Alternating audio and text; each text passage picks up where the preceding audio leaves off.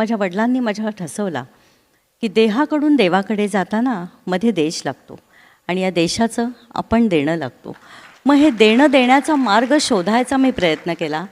आणि जसं मी प्रत्येक ठिकाणी हे का आवर्जून म्हणते, कारण माझा एक थोडासा असा आग्रह आहे की समाजामध्ये आपण श्रीमंत आणि सुंदर कुणाला म्हणतो की भौतिकतेने जी समृद्धी आहे त्याच्या पलीकडची समृद्धी आली तर ती व्यक्ती श्रीमंत असावी.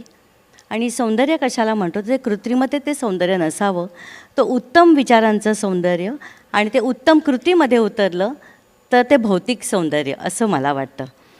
आणि म्हणून अशा अर्थी मी स्वतःला श्रीमंत मानते की माझं वैयक्तिक आयुष्य मी अशा माझ्या जीवनसाथीदाराशी जोडलं की त्यांनी राष्ट्राची सेवा वायुदलातनं केली. मी अशा एका आर्मी ऑफिसरची आई आहे की जो आत्ता आपल्या राष्ट्राच्या सेवेमध्ये कार्यरत आहे. आणि गेली 24 वर्ष आम्ही पती पत्नी एक स्वातंत्र्य मिळवण्यासाठी तर आपल्याला काहीच करावं लागलं नाही, पण जे स्वातंत्र्य आहे ते स्वातंत्र्य अबाधित राखण्यासाठी आपलं योगदान आपण कुठं देऊ शकतो हा त्याच्यामागचा धडपडीमागचा तो एक कारण आहे. म्हणजे याचा अर्थ असा समजायचा का की तुम्ही हे सगळं सियाचीनमध्ये ऑक्सिजन प्लांट उभारण्याचं शिवधनुष्य पेललत याचं एकमेव कारण तुमच्या घरामध्ये लष्कराची किंवा लष्करी सेवेची बॅकग्राऊंड होती म्हणून केलं? असं अजिबातच नाही. एक आपण म्हणतो ना की मी स्वतः शिक्षकी पेशातली आहे. माझ्या 28 वर्षाच्या अनुभवातनं माझ्या लक्षातही असं आलं की राष्ट्रभक्ती, सेवा आणि प्रेम हे शिक्षणातनं बहुतांशी हद्दपार झालेलं आहे.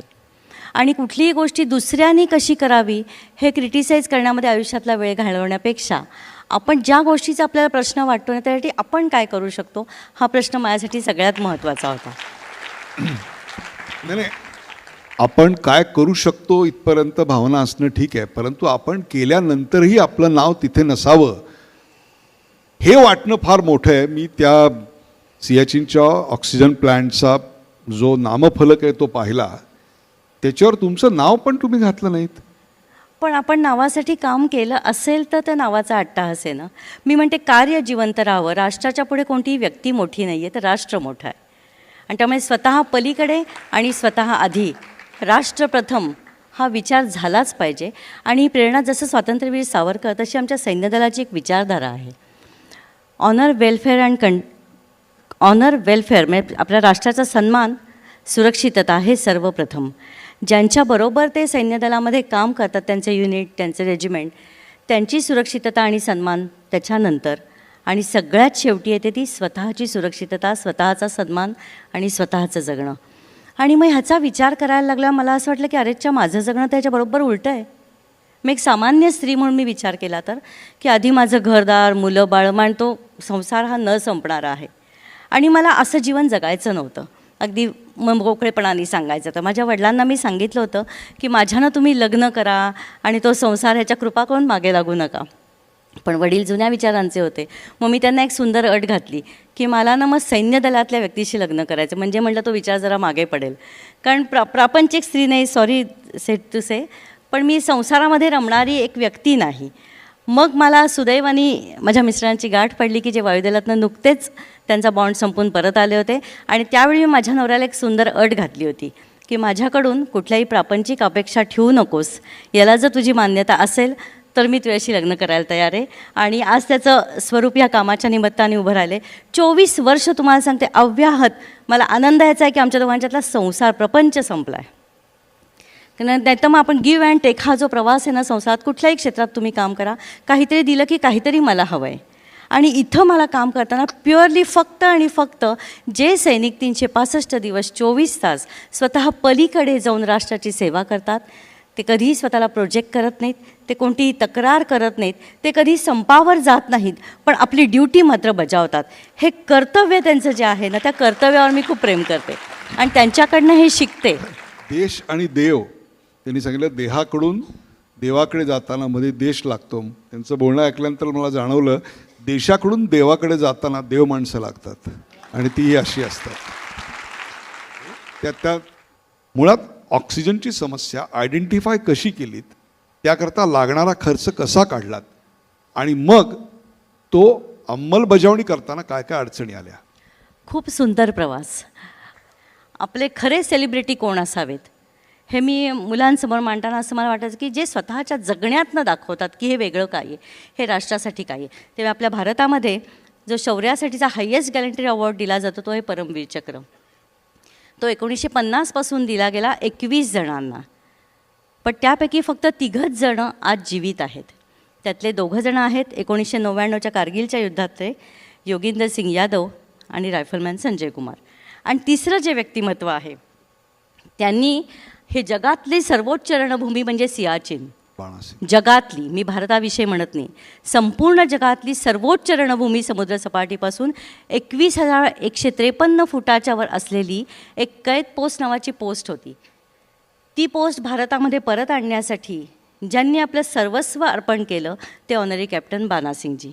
या तिघांना आम्ही पुण्यामध्ये एका प्लॅटफॉर्मवर आमंत्रित केलं होतं. कशासाठी? हा माझ्या नवऱ्याकडे माझे असे हट्ट असतात की यांना मला भेटायचे, यांना मला समाजाला भेटवायचे, समाजाशी त्यांची इंटरॅक्शन असावी. युद्धभूमी असते कशी आपल्याला माहिती नाही, तर सियाचीन जगाची सर्वोच्च रणभूमी, तिथलं क्लायमेट जरी ऐकलं तर, कारण मी आता मगाशीपासून मी पुण्याचा उल्लेख बऱ्याचदा ऐकते, तर कसं आहे, थंडी वाजली की पुणेकर गारटतात, पावसाने झोडपले जातात, नंतर उन्हाळ्याने तर काय हैराण होतात. पण ह्या छोट्या छोट्या हवामानाच्या गोष्टी, पण तिथे मात्र 12ही महिने 30 ते 35 फूट बर्फ, वाऱ्याचा वेग ताशी 60 ते 80 किलोमीटर, काही फुटांवरचं दिसत नाही, chill brain, frostbite, memory loss, weight loss, या सगळ्या गोष्टी आपल्या सैनिकांना फेस कराव्या लागतात. आणि समुद्रसपाटीपासून अत्यंत उंचीवर असल्यामुळे तिथं हवेमध्ये ऑक्सिजनचं प्रमाणच कमी. आज मी इथं बोलते, आपण बसलो आहे कारण आपण जिवंत आहोत त्या प्राणवायूमुळे, की जो तिथं हवेमध्येच उपलब्ध नाही. आणि मग ते ऑनरी कॅप्टन बाणासिंगजींशी बोलताना जो आमचा संवाद झाला, मग थिअरी आणि प्रॅक्टिकल ह्याच्यामध्ये जमीन आसमानाचं अंतर असतं. ते वाचन खूप झालं होतं सियाचीनच्या भूमीचं, पण ऑक्सिजन नाही हे मला पचलं नाही, की अरे हवा नाही आणि मी जगत कसे असतील आपले सैनिक तिथे.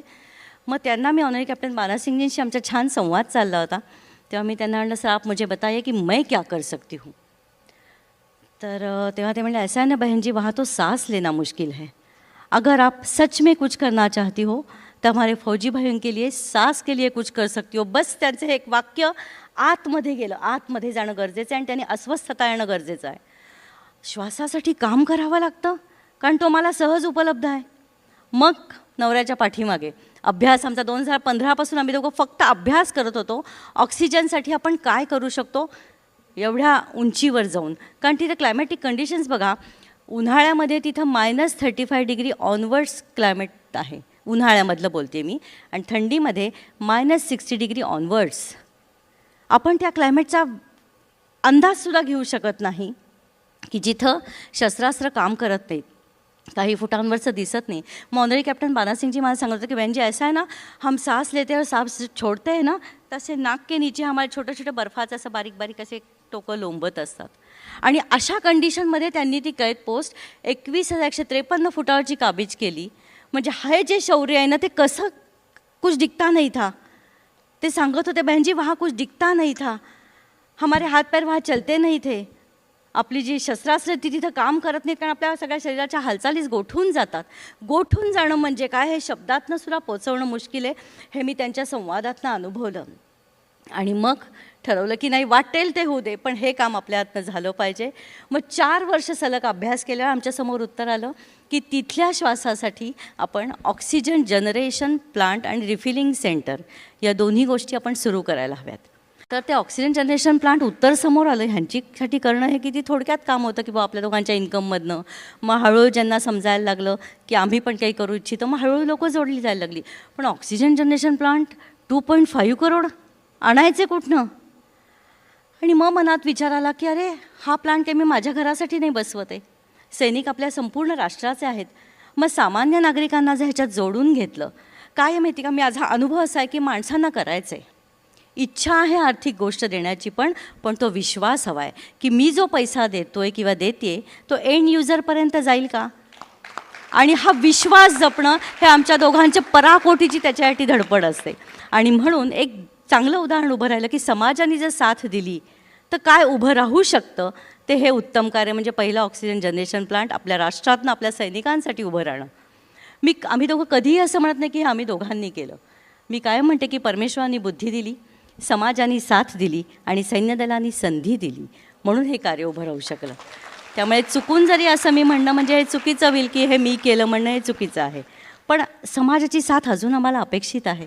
संघर्ष खूप अडचणी इतक्या आल्या, पण तुम्हाला सांगते सर, चांगुलपणा स्वतः पलीकडचं जगणं या प्लांटसाठी कुणी योगदान द्यावं. एका कार्यक्रमासाठी मी मुंबईलाच आले होते आणि मुंबईकरांना खास करून मी धन्यवाद देते. खूप जणांचा सपोर्ट आहे आम्हाला. तर त्या आजींकडे जाताना फोनवर आमचं बोलणं त्यांच्या घरामध्ये काम करणाऱ्या मावशींनी ऐकलं. त्या म्हणल्या, ताईंना मला भेटता येईल का? मग मी गेल्यावर त्या मावशी मला भेटायला आल्या आणि म्हटलं की काकू, मी तुम्हाला या सैनिकांसाठी पैसे देऊ का? म्हटलं तुझी इच्छा. किती देऊ शकते? म्हटलं तुझी इच्छा. तर म्हणले, माझ्यासमोर ती मावशी आजीनं म्हणाली की वर्षभराचा मला पगार देऊ नका. म्हणजे आपण म्हणतो दातृत्व हा गुण आहे आणि तो मी म्हणते अगदी सावधानतेने मी हे वाक्य बोलते की या कामामुळे मी श्रीमंत गरीब आणि गरीब श्रीमंत माणसं खूप अनुभवली. माझ्यापाशी खूप आहे, पण माझ्यापाशी देण्याची इच्छा हवी आणि तो दातृत्वाचा संस्कार पण हवा. एका वृद्धाश्रमामध्ये जसं मी 2.5 तासाचं एक प्रेझेंटेशन देते, लोक म्हणतात, पहिला प्रश्न सर येतो, तुम्ही का करता? गव्हर्नमेंट करेल की? म्हणजे इथंच मी खरोखरी अशी आतून मोडून जाते की का राष्ट्र आपलं नाही, आणि हीच भावना आपल्या राष्ट्रामध्ये कमी आहे. गव्हर्नमेंट का करत नाही प्रश्न कुणाशी संबंधित आहे? गव्हर्नमेंटला विचारा ना, फॉलोअप घ्या. माझ्याशी प्रश्न रिलेटेड असेल मला विचारा की तुम्ही हे का करता? मला सैनिकांसाठी जगायचे म्हणून मी हे काम करते. तर तिथे त्या वृद्धाश्रमामध्ये कार्यक्रम सुरू असताना माझं बोलणं संपताना एक आजी मी बघत होते समोर बसल्या होत्या, आल्या आणि मिस्टरांना म्हटलं की 2 मिनटं थांबता का? त्यांच्या खोलीत गेल्या आणि अशा हातात घट्ट पैसे धरून घेऊन आल्या आणि म्हटलं, माझ्यापाशी फक्त 22 रुपये शिल्लक आहेत, मुलांनी मला खाऊसाठी दिलेले, तुम्ही घ्याल का हो? आज माझ्यासाठी ते 22 करोड होते सर, कारण माझ्याकडे किती आहे त्यापेक्षा माझी देण्याची इच्छा आहे. मग आता प्रश्न धडपड कुठं आली? कसे कसे अनुभव किती छान प्रत्येक, आणि मी म्हणते ॲडव्हर्सिटी यावी, अडचणी याव्यात, लोकांनी त्रास द्यावा, प्रश्न विचारावेत, म्हणजे आपली ताकद अजून वाढते. तर त्यावेळी कोरोना अगदी पीकला असताना मी म्हटलं नेशन फर्स्ट हा विषय पोचवायचा कसा? म्हणून मी काय केलं, मी समर्थ भक्त आहे म्हणून मी 13 दिवस 13 घरी रोज पावन भिक्षा मागायला लोकांच्या दारात जात होते. तो अनुभव इतका सुंदर होता, तुम्हाला सांगते. का संत लोक आपल्याला अशा गोष्टी सांगतात? तर काय, कुठलीही गोष्ट इथे जाता कामा नये. हे मी केलं. हा मी बरोबर खाली येतो. तुम्ही जेव्हा लोकांच्या दारात जाता, लोक दारं लावतात, तुम्हाला खोटी कारणं सांगतात, तुमचा अपमान करतात, ते पचवणं. आणि 13 दिवस 13 घरी जाताना सर तुम्हाला सांगते, अगदी म्हणावं तर भौतिक श्रीमंती. कारण करोनाच्या काळात मला पूर्वसूचना देऊन जावं लागायचं की घरात मी कुणाच्याही गेले नाही ना, कुणाच्या घरात जाऊन पाणी प्यायले की ह्या कामासाठी मी आली आहे, सैनिकांसाठी करते, हा माझा इतिहास, हे रेकॉर्ड ट्रस्ट रजिस्टर्ड आहे, ATGच्या अंडर आहे, तुमची इच्छा असेल तुमच्या इच्छेप्रमाणे देऊ शकतात. तत्क्षणी मी दारात उभं राहून पावती द्यायचे. तर तेव्हा तुम्हाला सांगते, एक दिवस त्यातला मधला असा गेला की 13च्या 13 घरं कुणीही मला दारातच उभं केलं नाही. मग 13 दिवस 13 घर. असं मी का केलं? तर संयम. पैसा ही गोष्ट अशी आहे ना की वैयक्तिक असो सामाजिक असो, मिळाली तर खूप हवी. मग ते मनावर संयम बंधन हवं. मग ते 13 घरी, कारण पृथ्वीमध्ये जितकी शरीर आहे तितकी भगवंताची घरे. माझा मेसेज पोचला ह्या व्यक्तीपर्यंत, ती नाही म्हणली का परमेश्वराची इच्छा. पण काय आतून आपल्याला तो संपन्न अनुभव येतो. आणि मग अक्षरशः एखाद्या दिवशी 10 झाली, मग आता 13 कशी पूर्ण करू? मग रस्त्यातले फळवाले, रिक्षावाले काका कुणाशी फोनवर बोलतात, मग लोक जागी असतात, लोक तुम्हाला पारखत असतात सगळ्या अँगलनी. तेव्हा ते रिक्षावाले काका म्हणले की ताई, आज ना आत्तापर्यंत नाही फारसा धंदा झाला, देऊ का 50 रुपये? म्हटलं दे की बाबा, राष्ट्र आपल्या सगळ्यांचं आहे ना. त्यामुळे सांगते, फळवाले, भाजीवाले, रिक्षावाले, अक्षरशः ह्याच्या घरात कामाला येणाऱ्या मावशी, कुणाचं योगदान याच्यामध्ये नाही म्हणून सांगू. एक 8 वर्षाची मुलगी, संस्काराचा विषय सांगते सर, मला वाटलं तर थांबवा पण हा विषयच असा आहे. एका घरामध्ये गेले होते आणि ती छोटी मुलगी खूप रुसून बसली होती, कुणाशीच बोलत होती, कुणी बोलू नका माझ्याशी. म्हटलं काय झालं बाळा तुला? मी ना बड्डे पार्टीला गेले होते आणि मला रिटर्न गिफ्टच मिळाली नाही. त्या 8 वर्षाच्या मुलीचा दोष नाही आहे. आपण निरपेक्ष द्यायलाच शिकवत नाही, चूक आपली आहे. आणि आपण वयाने वाढतो तशी आपल्या चुका आपण स्वीकारायला खूप मागे जातो. पण हे रिटर्न गिफ्ट हे फॅड आलं कुठनं? फक्त निखळ द्यायला शिकवा ना, मुलं देतील. आणि तसाही अनुभव आला. मग त्या एका सोसायटीतल्या कार्यक्रमामध्ये अशीच एक छोटी 10 वर्षाची रडली, ते सगळं ऐकून, सैनिकांचं जीवन बघून. आपल्या बाबांचा हात धरून आली माझ्याकडे आणि म्हणली काकू मी देऊ. म्हटलं दे ना बाळा, काय देणार आहेस. तर तिच्या पिगी बँकमध्ये तिने जे काही पैसे साठवले होते त्या सगळ्याच्या सगळे पैसे त्या मुलीने दिले. अहो तुम्ही संस्कार द्या, आणि तो संस्कार आपल्या जगण्यातनं आला पाहिजे. कारण कसं आहे, हे असं केलं पाहिजे. अहो पण कोण करते, माझ्या नजरेला दिसलं पाहिजे ना, तर मी फॉलो करीन. त्यामुळे अशा माणसांनी समृद्ध आम्हाला घडवलं. एक आमचा ऑफिसर होता, त्याची किस्सा बऱ्याच जणांनी तो ऐकला असेल, लेफ्टनंट ओम पैठणे, आता तो कॅप्टन आहे. तो पुण्यामध्ये ओला चालवायचा. आपण ना खूप गोष्टींचं अपयश दुसऱ्या गोष्टींवर टाकतो. तर तो ओला का चालवायचा, तर घरी आई बाबा शेतकरी कुटुंबातले, मग अक्षरशः अंगठा भात ज्याला आपण म्हणतो शिक्षणाच्या पद्धतीने असे. तर एक दिवस आमचे कर्नल एक सुट्टीवर आले होते, त्याच्या कॅबमध्ये बसले आणि हॅलो बेटा, आमची माणसं ना खूप, आम्हाला ओळख असं काही लागत नाही, नमस्कार चमत्कार, आम्ही सहज सगळ्यांशी मिळून मिसळून जातो. तेव्हा ते त्या ओमला म्हणले, हॅलो बेटा क्या कर रहे हो, अभी आगे जाके क्या करोगे. तो म्हणला सर अभी तो ग्रॅज्युएट होगा, फिर बाद में देखता हूँ. तेव्हा ते त्याला म्हणले आप क्यों नहीं फौज जॉईन कर लेते. तर तो म्हणला सर अभी इसके बारे में तो मुझे कोई पता ही नहीं है. बस एवढंच कॉन्व्हर्सेशन दोघांमध्ये झालं. ते त्यांच्या ठिकाणी उतरून गेले. पण विषय डोक्यात घेणं आणि जिद्दीने पेटून ते पूर्ण करणं, त्या मुलांनी ना, त्याला UPSC MPSC काही कल्पना नाही, त्यांनी स्वतःला प्रिपेअर केलं शोध घेऊन, आणि आज तो मुलगा सैन्यामध्ये आपल्या कॅप्टन म्हणून कार्यरत आहे. गंमत सांगते सर, अशांच्या पाठीशी मी त्यांच्या आईवडिलांना रिअलाइजच नाही झालं आपल्या की आपला मुलगा आज कमिशन्ड ऑफिसर झाला आहे. म्हणजे नेमकं काय, या मुलाचं कौतुक कोण करणार हो. घरामध्ये तो माहोलच नाही फॅमिलीमध्ये. आज आपण आपल्या मुलांना, मी कायम म्हणते, मी एक आई आहे पण मी सांगते, आपल्या मुलांना कष्ट करायला लावा, त्यांना नकार पचवायला लावा, ठरवून लावा, त्यांच्या आयुष्यात अडचणी ठरवून निर्माण करा, त्यांना फेस करू देत. जसं मी मगाशी म्हटलं की 99च्या युद्धापासून आम्ही काय केलं, जे आपले सैनिक शहीद होत होते किंवा विविध ऑपरेशन्समध्ये शहीद होत होते, अशांच्या आम्ही दोघांनी घरी जायला सुरुवात केली. कशासाठी सर, तुम्हाला सांगते, बोलणंसुद्धा माझ्यासाठी मुश्किल होतं की जेव्हा आम्ही घरी जातो, खास करून मी इंटिरियरला जेव्हा जाते, की जेव्हा ते पार्थिव सैनिकाचं एअरपोर्टवरून त्यांच्या घरापर्यंत येतं, तो प्रवास खूप आपल्याला एक थर्ड पर्सन म्हणून सुद्धा यातनादायी असतो. की रिमेन्स आपण त्याला म्हणतो, काय शिल्लक असतं आतमध्ये. अहो घरच्यांना माणूस पण बघायला मिळत नाही, कारण टेररिस्ट अटॅकमध्ये कशा गोळ्या शरीरात घुसलेल्या असतात, कशी शरीराची अवस्था आलेली असते, शब्दांपलीकडचं असतं. अशा कित्येक मुली आमच्या आहेत की त्यांना, त्या प्रेग्नंट आहेत, त्यांच्या मुलांनी त्यांच्या बाबांना बघितलेलंच नाही आहे, लहान वयात लग्न झालेली आहेत. आणि तुम्हाला सांगते, आपण शहरामध्ये पुणे मुंबई खूप छान जगतो. मी अशी वेळ दुर्दैवाने कुणावर येऊ नये, पण आली तर आपल्याकडे समाजाचा एक माइंडसेट आहे की ह्या मुलीला आधी उभं राहायला पाहिजे, तिने शिकायला पाहिजे. पण अजूनही आपल्याकडे खेडेगावामध्ये असं मी खूप जणांना सांगते की पंजाबी ड्रेस घालणं काय पोरगी आहे, इथं नवरा मेला आणि अशी, म्हणजे काय करणं तिने अपेक्षित आहे, त्यात तिची काय चूक आहे. त्यामुळे ह्या मुलींना उभं करणं आणि त्यांच्या मुलांसाठी शिक्षण, त्यांना सर्वतोपरी आपलं मानणं. आणि खूप आनंद वाटतं, अशा 2 मुली आम्ही दोघांनी दत्तक घेतल्यात. कारण जन्मदाती मी फक्त एक ऑफिसरची आई आहे. काय मुली प्रेम देतात आणि स्वतः पलीकडचं जगणं. खरं तर या इतक्या प्रांजळ निवेदनानंतर आणि इतक्या असीम गोष्टी पाहिल्यानंतर पुढे काहीही विचारू नये असं वाटत असताना देखील तुमच्या मनातला एक प्रश्न मी त्यांना विचारतोय. तुमच्या कार्याला जर मदत करायची असेल तर तुमच्या संस्थेचे बँक डिटेल्स आणि इतर सर्व गोष्टी आम्हाला कुठे मिळतील? आत्ता कार्यक्रम संपल्यानंतर सुद्धा लगेच मिळतील. कारण आम्ही जिथं ऑब्व्हियसली, कारण मला शेवटी हा राष्ट्राचा प्रवास करायचा आहे, ते स्वराष्ट्र प्रवास आहे. त्यामुळे ते आमची ब्रोशर्स आमच्याबरोबर आहेत, किंवा आम्ही साईट आहे आमची sirf.org.in म्हणून, साईटवर सुद्धा सगळे डिटेल्स आहेत. आणि आमचे फोन नंबर दोघांचे मी, तुमची अनुमती असेल तर शेअर करते. प्लीज लिहून घ्या किंवा टाईप करून घ्या. 9764-294-291. आणि आमची साईट आहे sirf.org.in. प्रेक्षको, ह्या सुसंवादाचा शेवट करताना तुमच्या मनात असलेली गोष्ट मी करणार आहे, आणि ती म्हणजे, या